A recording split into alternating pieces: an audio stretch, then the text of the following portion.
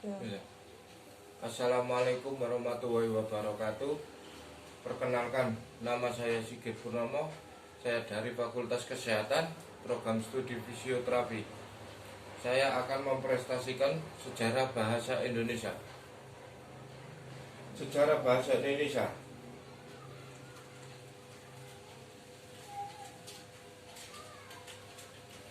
Dasar terbangunnya bahasa Indonesia. 1. Karakteristik kebahasaan.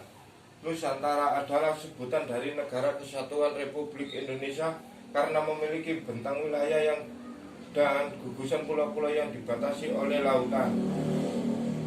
Karena Nusantara adalah negara yang berbentuk kepulauan, maka banyak budaya di antara bahasa dan dialeknya.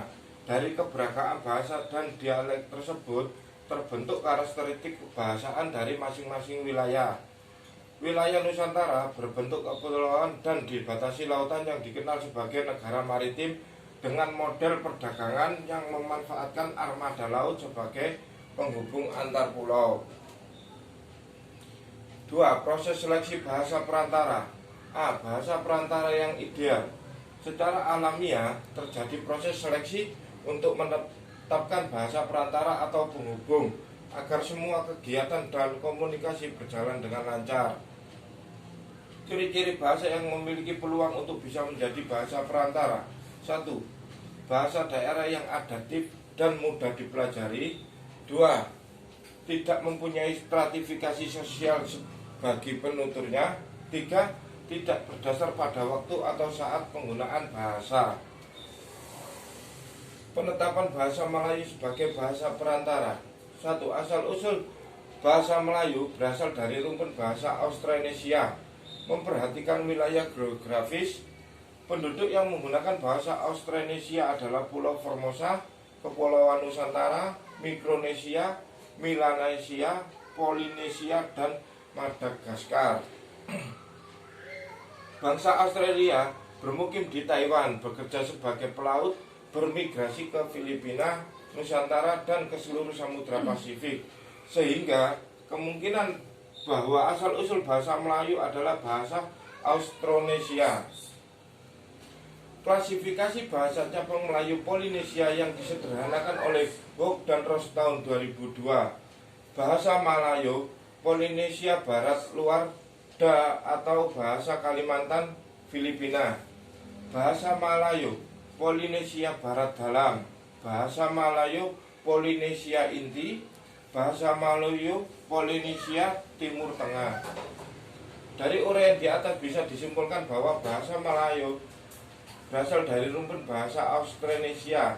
Bahasa Melayu juga merupakan bahasa yang digunakan sehari-hari oleh masyarakat Semenanjung Malaka, Kepulauan Riau dan Sumatera, Kalimantan, Sulawesi, dan hampir di seluruh wilayah Nusantara. Penyebaran bahasa Melayu di wilayah Nusantara. Penyebaran bahasa Melayu di wilayah Nusantara selain para pedagang, penyebaran bahasa Melayu juga dilakukan oleh para misionaris yang datang ke wilayah Nusantara. Mereka lebih memilih belajar bahasa Melayu daripada bahasa-bahasa lain yang ada di wilayah Nusantara. Keberadaan misionaris dan para pedagang memberikan pengaruh besar terhadap meluasnya penggunaan bahasa Melayu di wilayah Nusantara. 3. Penggunaan bahasa Melayu. A. Periode Melayu kuno abad ke-7 sampai 13. Penyebaran penggunaan bahasa Melayu di wilayah Nusantara sangat pesat. Hal tersebut karena masuknya misionaris dan para pedagang ke wilayah Nusantara yang keluar masuk melalui Bandar Malaka. Bahasa Melayu yang dipergunakan adalah bahasa Melayu kuno. Bahasa Melayu kuno mencapai puncak kejayaan zaman Kerajaan Sriwijaya pada abad ke-7 sampai ke-13. Bukti penggunaan bahasa Melayu kuno ditemukan pada beberapa batu bersurat pada abad ke-7 yang ditulis dengan huruf Pallawa, yaitu 1. Prasasti di Kedukan Bukit di Palembang. 2. Prasasti di Talang Ruwo dekat Palembang. 3. Prasasti di Kota Kapur Pulau Bangka. 4. Prasasti di Karangbrahi Meringin daerah Hulu Jambi. B. Periode peralihan Melayu kuno. ke Melayu klasik abad ke-13. Pada abad ke-13, pengaruh Islam masuk ke wilayah Nusantara memberikan corak pada bahasa Melayu. Bahasa Melayu klasik ini merupakan perkembangan dari bahasa Melayu kuno.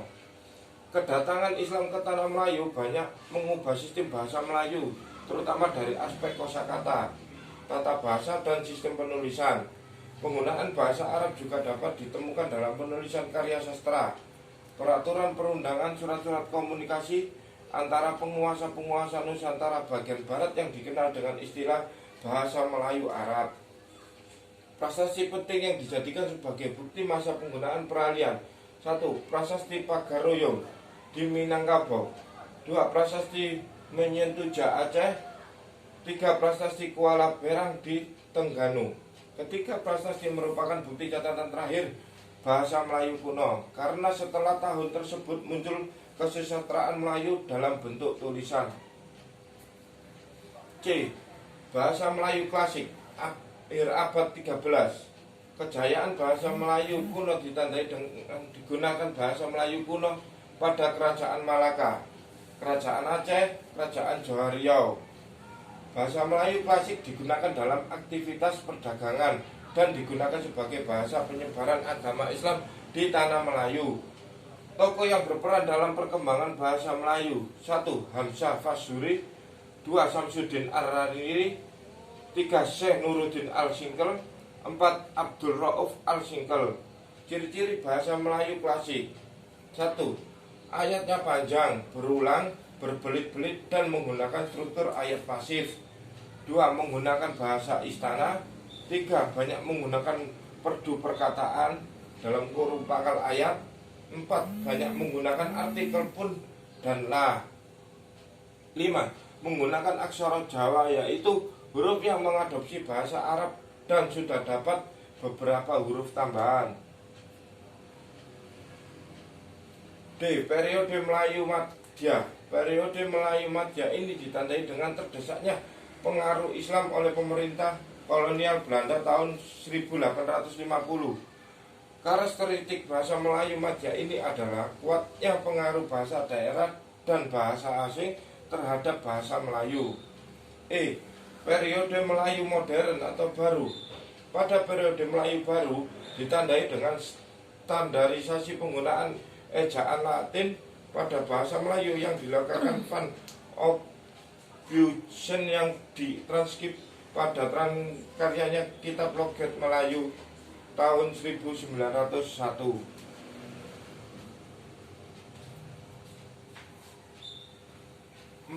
Posisi bahasa Melayu.